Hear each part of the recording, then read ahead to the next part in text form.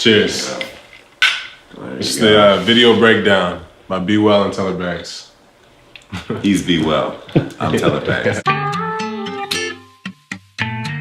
Gone off the drugs, gone off the drugs, you know you can't tell me no. We're breaking down our song Drugz that was released on my EP earlier this year in, what was that, August? It was the most popular track. Thank you. I'm glad you guys liked it. I'm glad you guys enjoyed it. It was heavily Teller's verse that made me motivated for that song, for people to hear it. You know, but then we turned it into a whole little ordeal. When I talked to you about it, the concept of everybody's kind of looking for, you know, something, like whether or not you actually are, you know, addicted to a narcotic substance or whatever. Like everybody has something, you know. You might be at the gym, you might do something, and it's just kind of like how I look at it is like, you know, even in kind of like my verse, it kind of goes, I kind of go more on the dark end of things, you know what I mean, about like the negatives that can happen when you kind of lose yourself in something. But you can do that with anything. You can be, you know, so dedicated to hooping that, you know what I'm saying, you lose your family and shit because you was just hooping all the time. Like, you know what I mean? So it's like, nobody would ever say basketball is a drug, but like, everybody has a but the approach and the mindset towards it. Yeah, and it's just kind of like, you know, knowing your limits and balancing, you know, in life. I thought that was kind of a cool concept for the song. I remember just coming across the beat. It was just like a random play on Secret Stash is his name, is the producer, and it was labeled Drugz already. And like I just remember the melody coming like immediately. I was just like, yeah, we could just do, and then it was like, okay. But then it was like, I don't know. I indulge in my choice of substance or release, you know, but I don't know that it's super detrimental towards my health or like myself on a daily basis. But I spoke on drugs like in the hook that could be, you know. And so, but like in that mindset, trying to think of something that's like catchy and just relatable more than anything, because I feel like a lot of people just going off the drugs sometimes, and like that's just how you be feeling. It's not a right, wrong, bad, good, you know, it's just how it is. 2010, 2011, I was definitely that like cat that was clowning everybody that was doing at the parties. I'll never sip lean. You guys are crackheads. I'll never do, you know, painkillers or none of that shit. I don't even like to drink.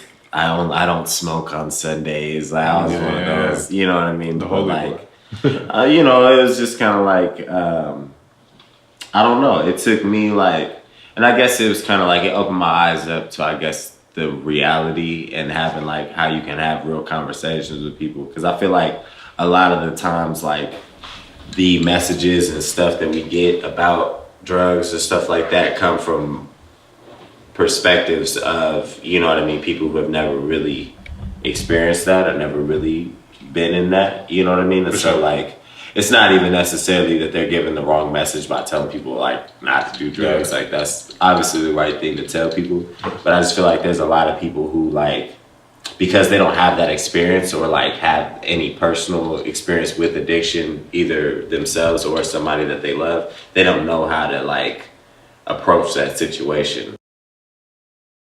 The way that I pictured the video, or like what I was trying to convey through my eyes, was that like you're having like the good trip, you know, you're the good time, you're like enjoying yourself, you know, and I'm stressed out trying to figure out where the hell you're at, and like what's going on, why we're in this, or you know. And so I've definitely seen that person. Yeah, for sure. Yeah. So that was my main like concern, I guess, is trying to just like convey that like the whole time, like when somebody's having a bad trip, they're immensely trying to get to the end of it. They're like, they'll go to sleep, they'll like run away, they'll try to, I don't know, find any answer that they can to not feel like that anymore.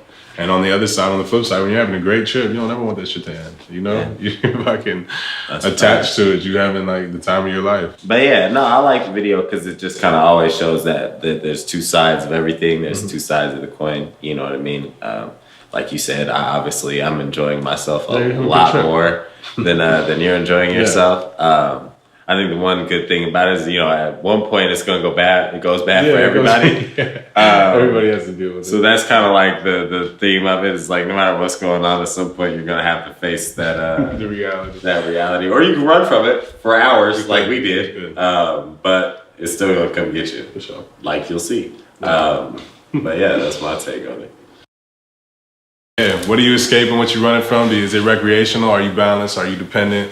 What's really the reason? Because everybody's got theirs. Everybody's got their own reality that they're kind of battling and existing in. So we're not above anybody. We're not below anybody. We just, I don't know, admitting the fact that everybody's got their own little vice. Right. So, Everybody's got a vice. The vice is a drug, and all vices are not narcotics. You know, a vice can be anything. I think that's the biggest part to take away from, you know, the whole message and song and everything. Yep.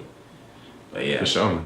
I love this video. We put a lot in this video. We shot this video for 12 hours. Yeah. Shout out to Powers Brothers. Yep. I pulled a hamstring. You did pull immediately. A hamstring. Lost the wallet.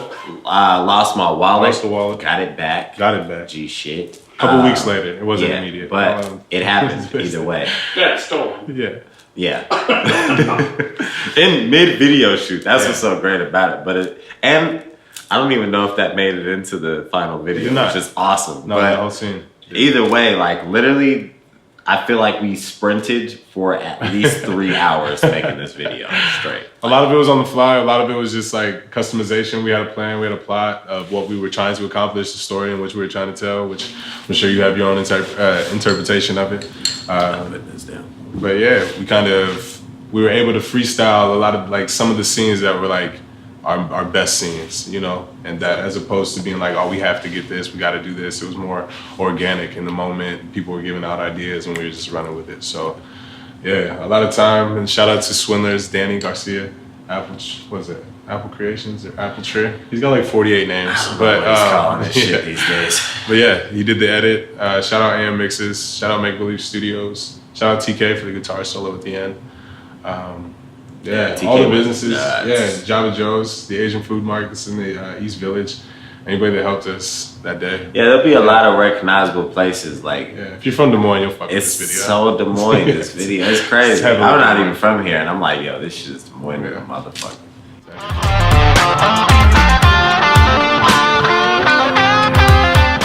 Like I said, I'm B.WELL. This is Teller Banks. This is the Drugz Breakdown. We hope you enjoyed the video, man. Share it, listen to it, tell your people about it, then share the shit. Listen to it over and over and over. Try to get that YouTube check. You understand? Over and over and over again. Hit you with a goddamn uppercut. Appreciate it. Punch his beard off.